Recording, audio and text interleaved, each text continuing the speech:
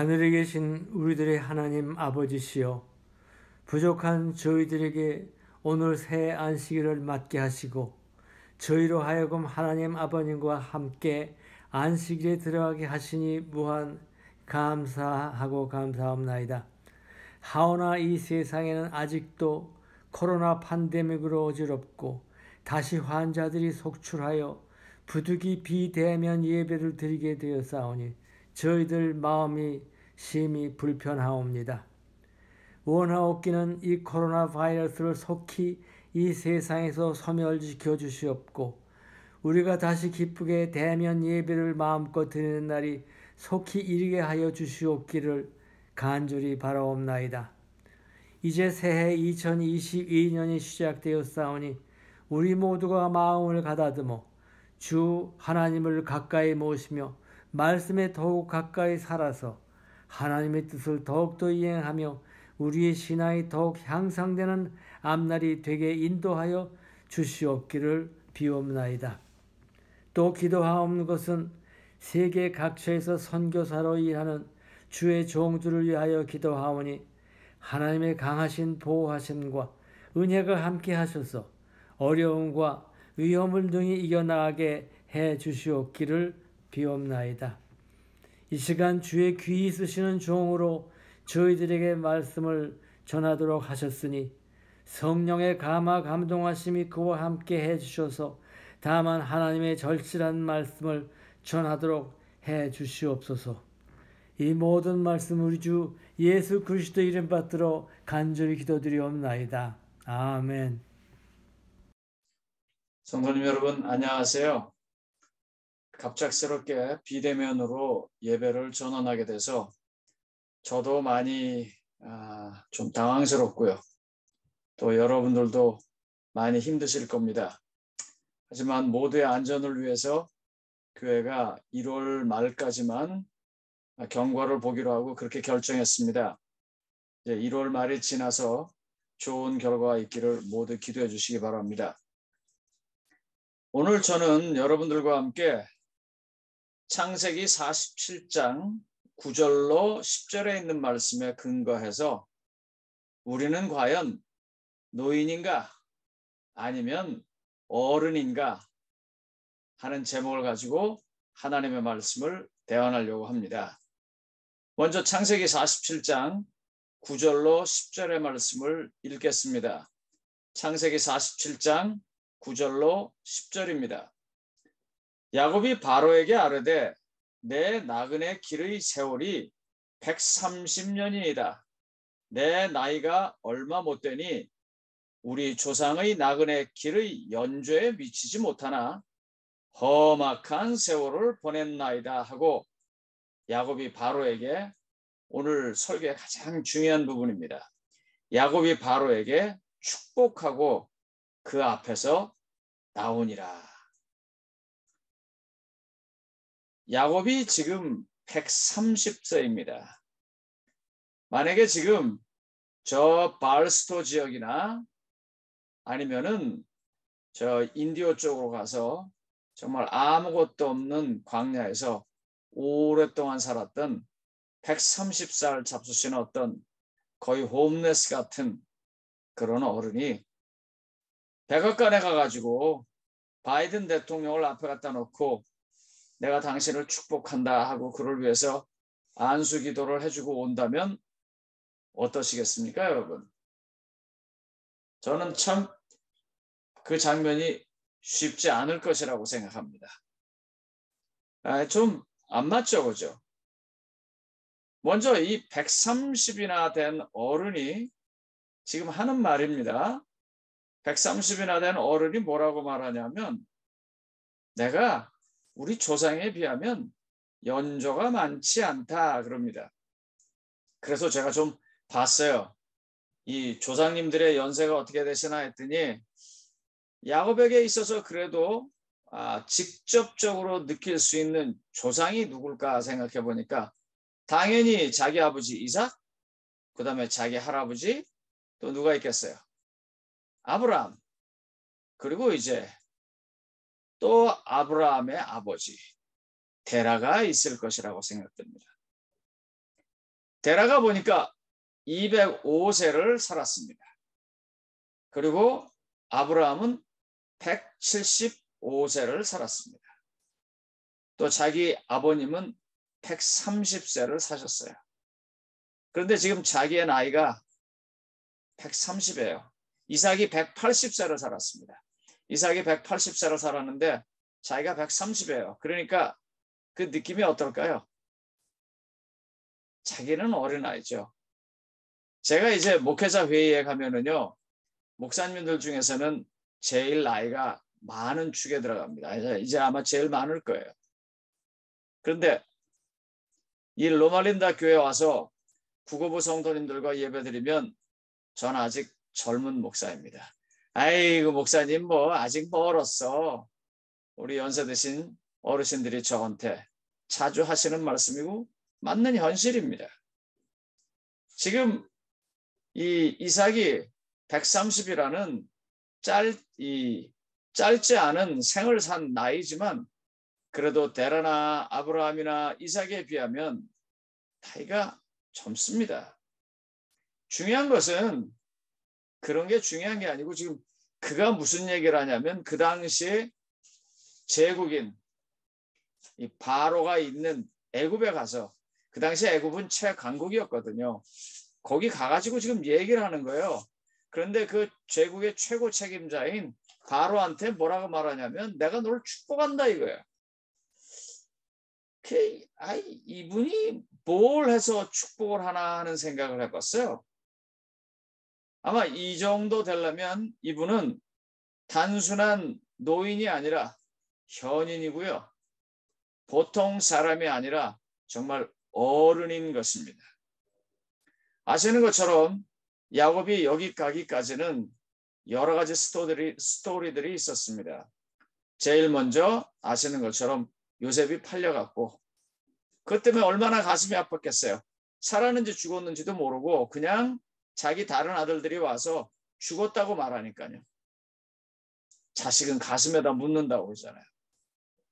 그런데 어느 날 그 자식이 살아있고 애굽의 총리가 됐다는 소식을 들었으니 얼마나 놀랐겠어요. 그리고 이제 그 아들을 여러 우여곡절 끝에 보러 온 것입니다. 그리고 봤죠. 그리고 그 아들의 손에 의해서 지금 그 아들이 다스리고 있는 나라인 애굽의 최고 책임자, 사실 그 당시에 그 사람들에게는 신입니다. 신의 아들이죠. 파라오는 태양신의 아들이니까요. 그 사람에게 가서 지금 말하는 것입니다. 근데 제가 좀 생각해 봤습니다. 이 바로의 궁전에서 잘 먹고 잘 산 바로가 광야에서 130년을 그것도 형한테 쫓겨다니고 자기 이 조카들 사이에서 어려움 겪고 인생의 수많은 그 어려움을 겪은 그 야곱을 볼 때 어땠을까 하는 생각이 들었어요. 바로가 이렇게 보면서 참 측은했을 것이라는 생각이 듭니다. 아유, 저 노인 참 고생 많으셨겠구나 하는 그런 측은함이 있었을 거예요. 그러면서 이제 묻는 것입니다. 그리고 도대체 이 어르신 연세가 어떻게 되시오? 그러면서 바로가 무슨 생각을 했을까요? 야, 늙는다는 게 뭐냐? 늙으면 다 저렇게 되나? 아마 그런 생각을 하면서 물었을 거예요. 그리고 또 거기에 대해서 이제 야곱이 대답을 하는 것입니다. 성도님 여러분, 그때 야곱이 대답을 하면서 뭘 축복을 했을까요? 무엇에 근거해서 그가 축복을 했을까요? 이 부조화 선지자 233쪽에 이렇게 말했어요. 부조화 선지자 233쪽에 야곱은 왕궁에 처음 온 사람이었으나 이 부분은 굉장히 중요해요. 장엄한 자연 가운데서 전능하신 왕과 교제하여 왔기 때문에 이제 우월감을 가지고 손을 들어 바로를 축복하였다 그랬어요. 제가 조금 이렇게 설명해 보겠습니다. 사실 이 로마린다만 해도 이제 로마린다 병원이 있어서 막 16층, 17층 올라가는 건물이 있고 크잖아요. 그래서 그걸 보면서 산 사람들은 야, 이제 로마린다 병원이 어쨌거나 이 인랜드 엠파이어, 이 로마린다 샌버나디노 이쪽으로 들어와서는 일종의 그 마크다. 예? 저걸 보면서 사람들이 뭘 잡겠구나 하고 놀랄 만은 해요. 근데 저한테 다른 경험이 있었어요. 저희가 이 로마린다 교회에 입주해가지고요. 아마 몇 개월 안 돼서 큰 지진이 한 번 있었습니다. 아시죠? 그때 뭐 6.9인가 7 지진이 있었을 때요. 저희 예배당 저 위에 있는 그 거대한 스피커가 좌우로 이렇게 왔다 갔다 하면서 흔들리는 걸 봤어요. 자연에서 산 사람들이요. 광풍이 일어나는 걸 보는, 벼락이 치는 것을 보는 것, 지진이 일어나서 거대한 벽들이 갈라지는 것, 땅이 위치가 바뀌는 것, 이런 걸 본 사람들은요, 생각이 좀 다를 거예요. 물론 저 건물이 굉장히 좋고 저 건물이 굉장히 위대하지만 그러나 정말 이 천연계에서 벌어지는 위대한 힘은 감당할 수 없다는데 야곱은 그런 걸 보고 산 사람입니다. 양떼를 몰고 다니면서 그가 여러 군데를 돌아다니면서 수많은 사건을 겪으면서 밤하늘의 별들을 창조하신 하나님, 어둠 속에서도 빛을 만들어내시는 하나님, 인간으로서는 도무지 생각할 수 없는 그런 하나님을 그가 모셨기 때문에 그의 마음속에서는요, 자연을 통해서 천연계 속에서 하나님의 왕국을 봤던 거예요. 그가 하나님의 왕국을 보았기 때문에 바로의 궁전에 있는 그 많은 화려한 것들이 있겠지만 그에게 있어서는 기죽을 이유가 없었습니다. 뿐만 아니라 더 위대한 것을 보여주고 싶었어요. 그래서 천연계 가운데서 전능하신 왕과 교제했기 때문에, 다시 말하면 하나님과 교제했기 때문에 그와 같은 마음속에 자신감, 당당함을 가지고 바로를 축복할 수 있었던 것입니다. 그의 삶 속에서 만나서 그의 삶을 인도해 주신 하나님, 그게 그에게 있어서는 가장 큰 자신감의 근거였었습니다. 노인이 현인이 되는 것, 사람이 어른이 되는 것은요, 이 하나님을 만난 경험으로 되는 것입니다. 이 노인들이, 현인이, 어른이 다른 사람들에게 소위 대화의 중심이 되고 삶의 중심이 되는 건 돈도 아니고요. 그 어떤 것도 아니고요. 실력도 아니고요. 아닙니다. 다. 가장 중요한 건 뭐냐면 그의 삶 속에서 인간의 삶을 초월한 하나님을 만난 경험입니다. 그 경험을 나눠주기 시작할 때요. 사람들은요. 그와 같이 있고 싶어하고 그와 함께하고 그의 얘기를 귀담아 듣는 것입니다. 어떤 유명한 유튜브 목사님이요. 그 말하는 것 가운데서 이런 얘기를 했는데 그 말이 참 와닿았어요. 그분이 뭐라고 말했냐면 나이가 들어가면 판단의 언어보다는 공감의 언어를 하면 좋겠다 그랬어요. 사실 이 뭐든지요 많이 하면 익숙해지고요. 뭐든지 많이 하면 어떻게 되냐면 그 나름대로 방법이 노하우가 생겨요. 그래서 다 보지 않아도 다 듣지 않아도 알아요. 노인들은요, 어른들은요, 아이들이 뭐라고 얘기하면 금세 그러고 판단할 수 있어요. 에이, 그건 맞아. 그건 틀려. 그러나 그렇게 하시지 마시고 할 수 있는 대로 공감의 언어로 처음 해주면 어떨까요? 산전수전 다 겪으셨기 때문에 금세 알아들을 수 있지만 뭐까지 알아듣냐면 실패했을 때 왜 실패했는지까지도 아시잖아요. 왜? 우리가 다 실패해본 사람이니까요. 그래서 우리가 그 사람들을 이해할 수 있는 그런 마음으로 들어가면 어떨까요?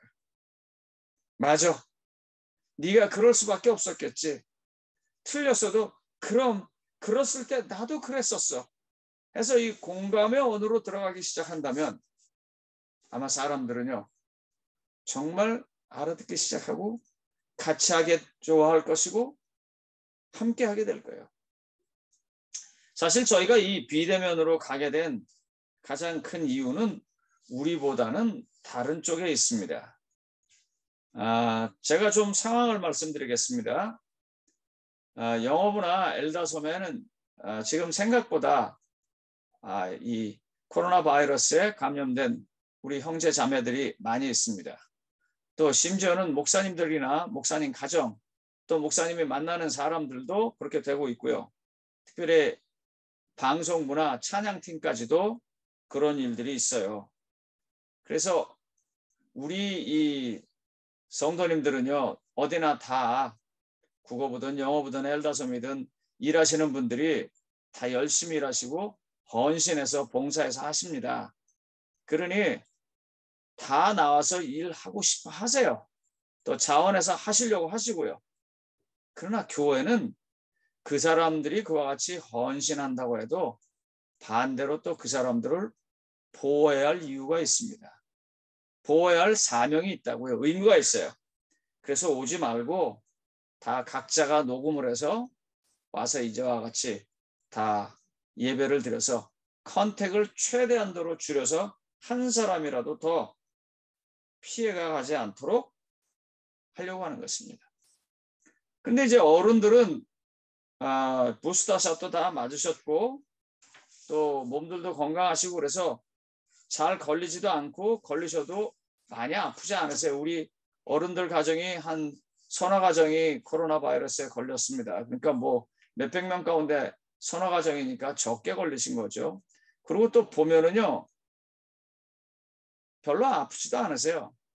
근데 한 가지 우리가 아셔야 할 게 있습니다. 뭐냐면 우리가 아프지 않다고 해서 우리가 코로나 바이러스를 완전히 우리 몸에 다 내보낸 것은 아닙니다.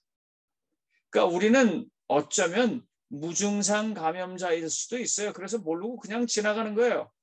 그런데 다른 사람들한테는 우리가 옮길 수 있습니다. 아직 상황 때문에 나이가 되지 않아서 백신을 맞지 못한 어린아이들, 그리고 또 개인적인 어떤 지병이나 특별한 개인적인 사정 때문에 백신을 맞지 못하신 분들이 우리 때문에 피해를 입을 수가 있습니다. 이번에 이와 같은 일을 결정하기 위해서 이 프론트라인에서, 그러니까 직접적으로 환자를 만나고 치료하는 의사 선생님들하고 모여서 회의를 했는데 그분들이 저한테 이렇게 얘기하세요. 뭐라고 말하냐면 어린아이들이 생각보다 많이 걸리고 그 다음에 그 어린아이들의 후유증이 어른들하고 달리 아주 길게 갈 수 있다는 거예요. 그래서 많이 걱정이 된다고. 근데 우리 교회는 아시는 것처럼 영어부 엘다솜 합쳐서 거의 어린아이들이 300명가량 있습니다. 우리가 그 아이들을 잘 지키는 것도 우리의 좋은 사명을 수행하는 것입니다. 옛날에 교회 가면 죽인다고 해서 순교를 해서라도 갈 수 있는 그런 정신이 이번에는 거꾸로 다른 사람들을 살리는 데 써야 하는 것입니다. 그래서 제가 어렵지만 이런 결정을 한 것이고, 이와 같은 결정에 동참하는 우리들은 어떻게 보면 공감의 언어를 몸으로 말하는 것이고 또 하나님의 사랑과 은혜를 실제로 보여주는 것입니다. 사실 그래서 이번에 저는 이런 일을 좀 하려고 합니다. 우리 이 예배는 어차피 엘다솜 형제들도 같이 보시게 될 테니까는요. 바라기는요. 엘다솜에서 기도의 제목들을 우리 국어부에다 많이 줬으면 좋겠어요. 이 국어부 어르신들의 강점이 뭐냐면 기도의 생활을 정말 잘하십니다. 또 많이 하십니다.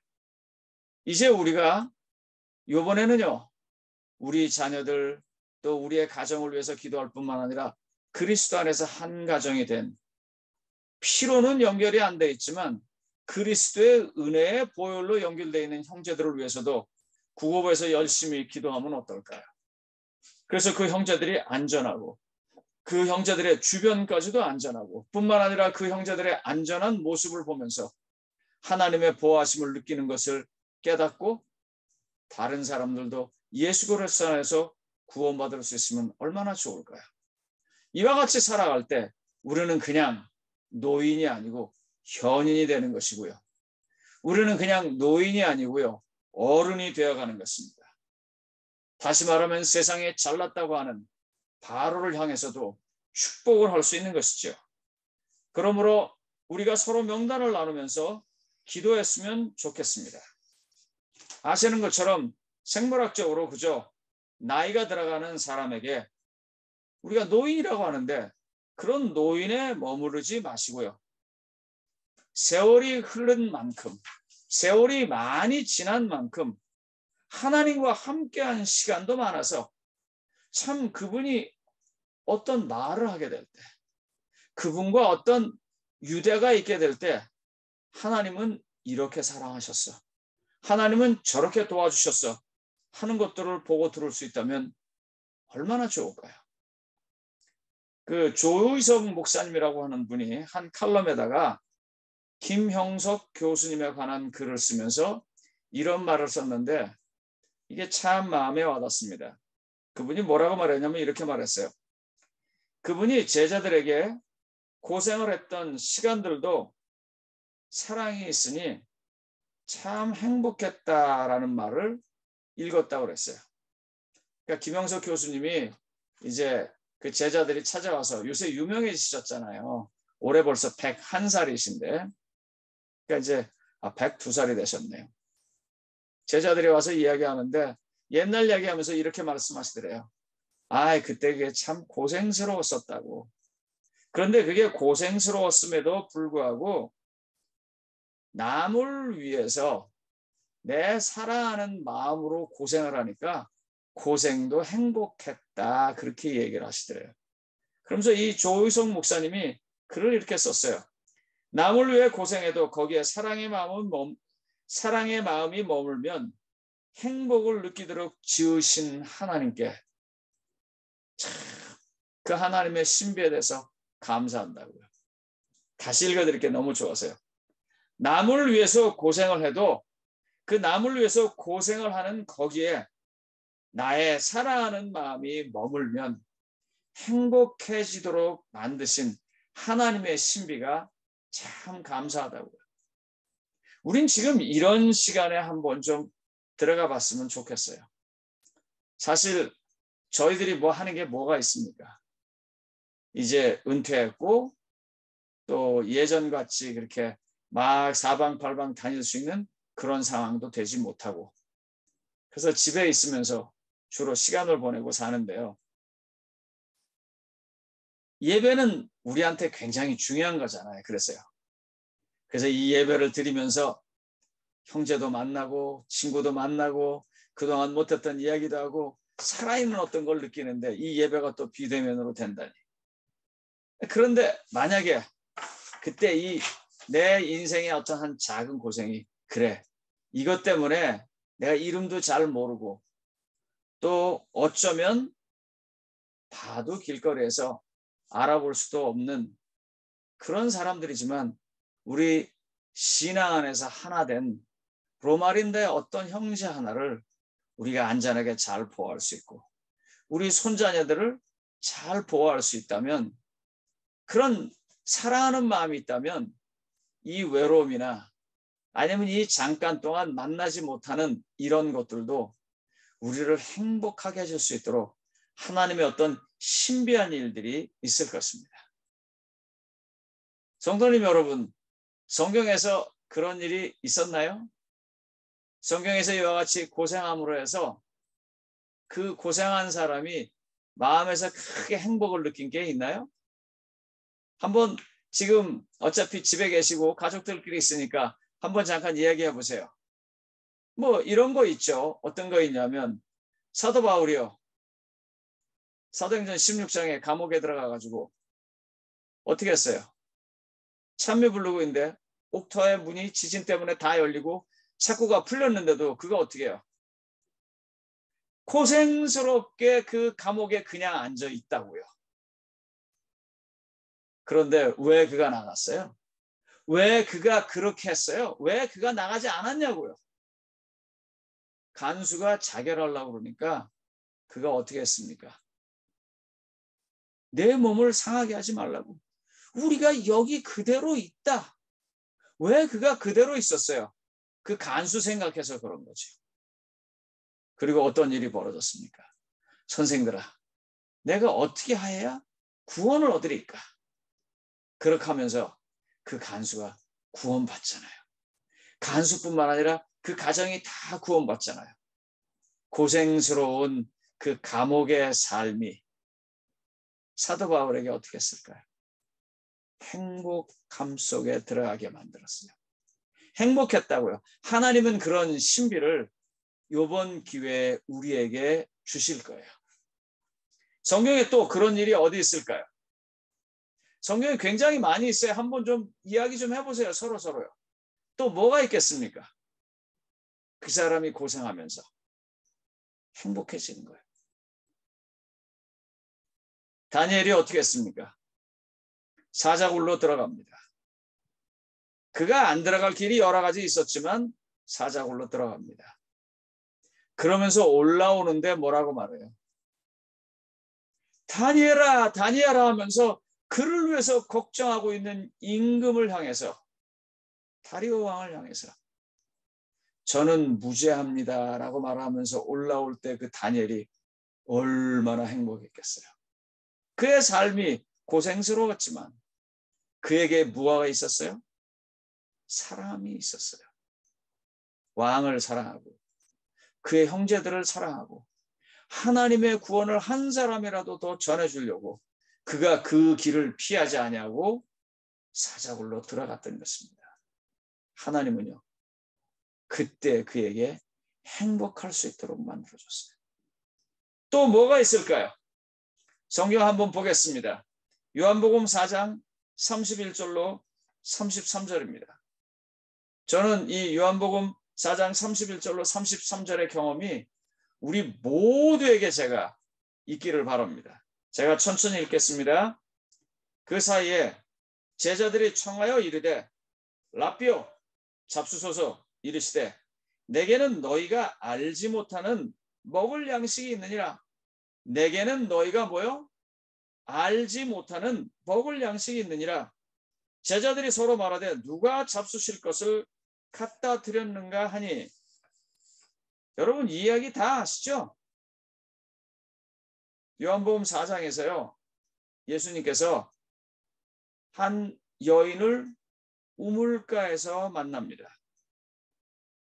그 우물가에서 아주 뜨거운 대낮에 물 들어온 여자, 요즘 말로 말하면 동네에서 왕따 당하는 여자입니다.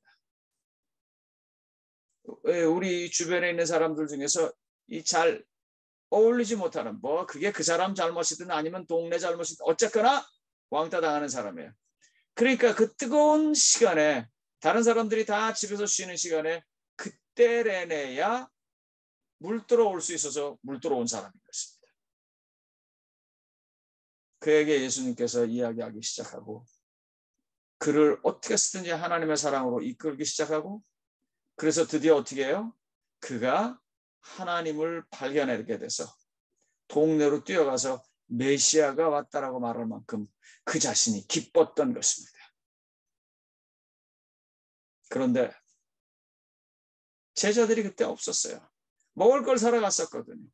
그리고 와서 얘기하는 거예요. 선생님 드세요. 그랬더니 예수님이 난 먹었다. 예? 난 따로 먹는 게 있어. 뭔 말하는 것일까요, 이게? 이게 무슨 뜻입니까?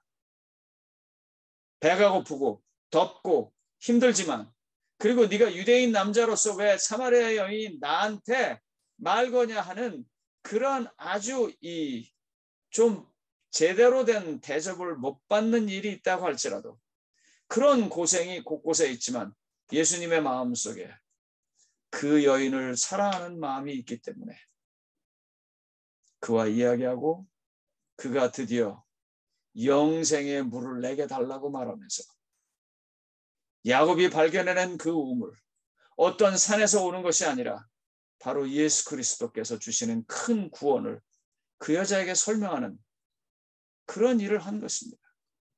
목마르고 덥고 힘들고 배고프지만, 그리고 그 여자가 무시해서 속상할 수 있지만 그런 모든 것 다 놔두고 그 여자를 구원해야겠다고 하는 그 여자를 사랑하는 마음이, 예수님이 나는 따로 먹을 게 있어, 나는 벌써 먹었어 하는 행복한 마음을 갖게 한 것입니다. 성도님 여러분, 지금 이 코로나의 시간은 어떻게 보면 우리로 하여금 이런 좋은 기회를 더 많이 갖게 할 수 있는 시간일 수도 있습니다. 세상 사람들이 다 힘들다고 할 때 그 힘든 사람들을 어떤 식으로든지 찾아가서 그들에게 복음을 전할 수 있는 시간입니다. 지금 제가 하고 있는 게 이게 줌입니다, 여러분. 우리 여성 선교부에서는 이제 앞으로 이와 같은 줌이라고 하는 프로그램을 통해서 같이 만나고 혼자 만나는 건 아니라 같이 만나고 둘이 셋이 만나는 그와 같은 일들을 계속 하려고 합니다. 그래서 그 줌을 깔아드린다고 말하는 거예요. 이 줌을 깐다는 건 말은 무슨 말이냐면요, 여러분들 전화기나 태블릿이나 아니면 노트북에 줌이라고 하는 프로그램이 돌아갈 수 있는 장치를 그쪽에다가 설치해 준다는 말입니다. 우리가 그냥 노인이 돼서 아니 난 몰라 그러면 안 돼요. 그러면 안 되는 거예요. 노인이 어떤 게 노인이라고 말하냐면 노인의 정의를 이렇게 하더라고요. 호기심이 사라지고 새로 배우려고 하지 않으면 나이가 얼마든지 상관없이 그 사람은 노인이래요. 그런데 반해서 아직도 호기심이 많고 배우려고 열심히 노력을 하는 사람은 그분의 나이가 얼마나 많든지 상관없이 그분은 노인이 아니래요. 그런 사람은 현인이라고 말합니다. 그런 사람들은 그 지역사회에서 꿈과 희망을 불어주고 열정을 불러주기 때문에 그런 사람들을 어른이라 그래요. 성도님 여러분, 오늘 예배 드리시면서 어떻게 하실 거예요? 그냥 에이 이 나이에 내가 뭘 하랴 그러고 사실 거예요?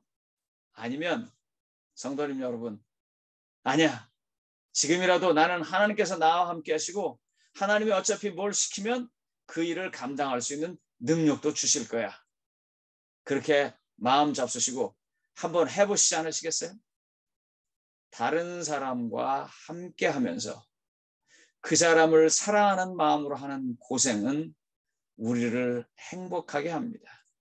그리고 그렇게 함으로 해서 살아왔던 많은 경험들을 우리가 가지고 있으면 세상은 우리를 향해서 노인이라고 안 하고 현인이라고 합니다.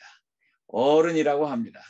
저는 로마린다의 모든 성도님들이 예수님의 십자가 때문에 이와 같이 힘들고 어려운 상황에서도 나보다는 남을 생각하고 남을 위해서 내 자신이 힘든 고생을 다 감당하시게 되시길 바라고, 그런 것을 감당할 때 하나님께서 주시는 그 신비의 행복함이 우리 모두에게 다 있어서 이제 우리가 언젠가 그들을 만났을 때 나는 그때 어떻게 기도를 했고 나는 그때 어떻게 했고 그때 하나님은 내게 이렇게 역사하셔서 나를 지켜주셨고 축복해 주셨고 함께 축복받을 수 있도록 도와주셨다고 간증하는 많은 분들이 나오기를 바라면서 오늘 금요일 저녁 예배의 말씀을 대신하겠습니다.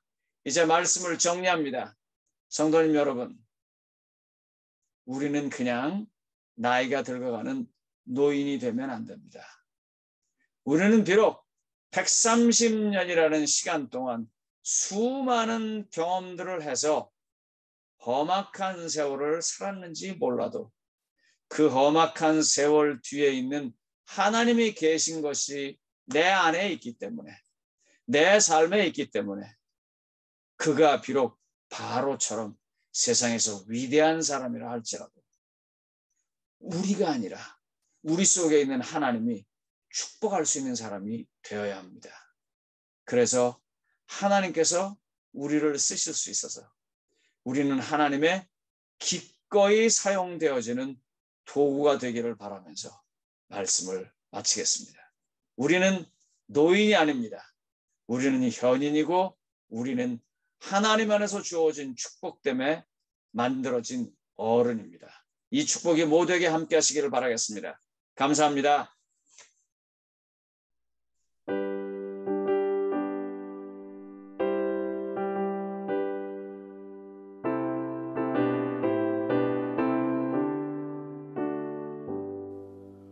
놀랍다 주님의 그 은혜 우리의 죄를 속하시려 갈바리 십자가 위에서 그 귀한 보혈을 흘렸네.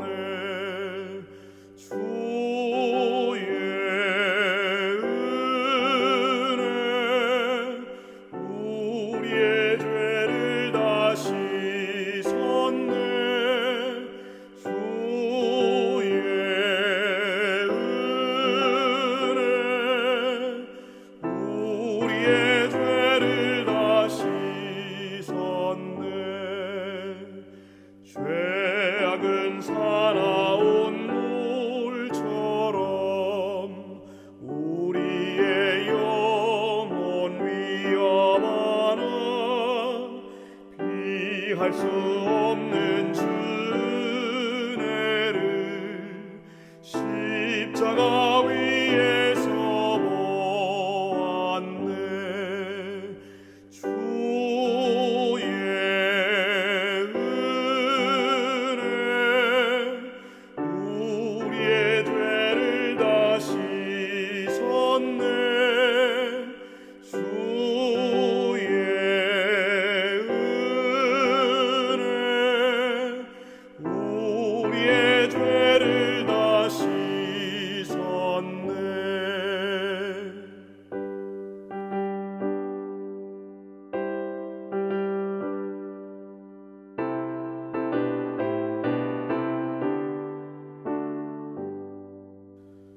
피할 수 없는 그 은혜를 믿는 자에게 거저 주네. 형제여 주 앞에 나와서 더 지체 말고 곧 받으라. 주의 은혜 우리의 죄를 다 씻었네. 주의 은혜 우리의 죄를 다 씻었네.